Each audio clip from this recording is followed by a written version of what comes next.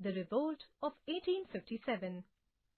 The mighty uprising of 1857 was the first great and direct threat to the British rule in India, which shook the very foundation of the British Empire. It was for the first time that so many Indian rulers came together to fight with the common enemy, that is, British, to oust them from the country. The greater part of the country, whether directly or indirectly, was involved in the defiance of British authority. British historians are of the opinion that it was a mutiny of sepoys or the Indian soldiers of lower rank in English army, because the whole of India did not participate in it. South India, Bengal and Punjab were only marginally affected. The early Indian historians are of the view that it was indeed the first war of Indian independence. The coming together of soldiers from different regions and rulers of different principles and participation of different sections of society for the common aim of overthrowing the British government was unprecedented in Indian history. It possessed a national philosophy and represented a national outlook in context of those days. In principle, it represented a desire for the freedom in every form. The causes of revolt. The revolt was caused by the cumulative effect of the discontent that was brewing up in the minds of the people. The different reasons responsible for the revolt of 1857 can be described under these heads. Political causes. The indiscriminate annexation of Indian states through subsidiary alliance and doctrine of lapse created mistrust, suspicion and fear among the princes.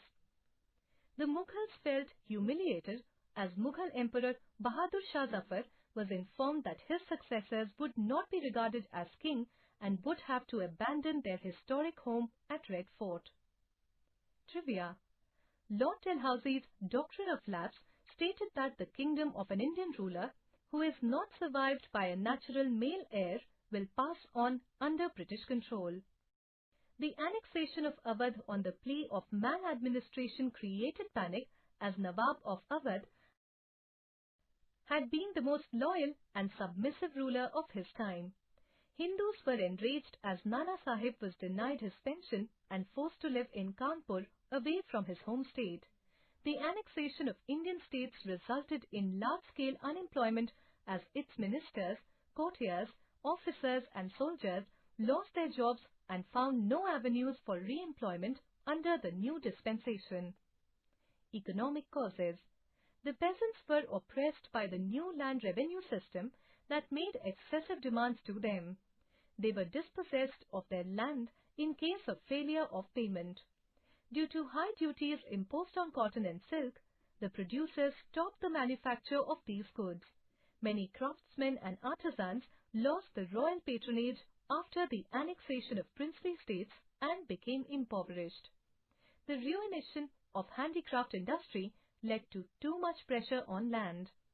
The high posts in civil services, army and the judiciary were reserved for the British, and even the educated Indians were not given any high posts or given better salaries. Socio-religious reasons. People felt threatened by the activities of Christian missionaries who tried to convert people and made public attacks on Hinduism and Islam. The government seemed to be supporting them as well. The interference of the British in the age-old customs of sati, polygamy, child marriage, etc. antagonized the orthodox section of the society. Legislations against sati, support for widow remarriage and other such measures were looked upon as interference in the lives of the people. The introduction of English education, encouraging women's education, introduction of railway and telegraph were viewed with suspicion that British wanted to use these for spreading Christianity. Lands belonging to temples and mosques were taxed, which not only hurt the religious sentiments but also deprived the families dependent on these lands for their income. Military causes. Indian sepoys were forbidden to wear caste and sectarian marks such as tilak and beard or turban. The General Service Enlistment Act in 1856 required every Indian soldier to serve overseas. Many sepoys believed that overseas travel would lead to loss of caste. The sepoys were often humiliated by their British seniors. The Indian soldiers were paid less and could not rise above the rank of Subedar. Their foreign service allowance was discontinued just before the revolt, causing a deduction in salary. The inequality in the sanction of rations, pay structure, and living conditions between the British and Indian soldiers in the barracks caused a lot of dissatisfaction. Trivia: the Sepoy Mutiny of 1857 was not only a revolt of soldiers, but it represented Indians' anger against British injustice and cruelty. The revolt was the statement of mass desire to be independent of British rule. Immediate cause: in 1856, the army introduced a new rifle, the Enfield rifle, which had a greased paper wrapper around the cartridge. The sepoy had to bite off the paper to load it into the rifle.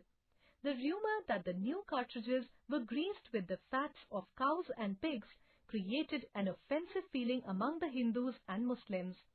Hindus worshipped cows and Muslims detested pigs. They refused to use the new rifles as they hurt the religious sentiments of both the communities. Many historians also believe in this story and feel it was a deliberate move to hurt the Indian sentiments. Some historians, however, believe that these were only rumors. By the time the British woke up to the damage done by it,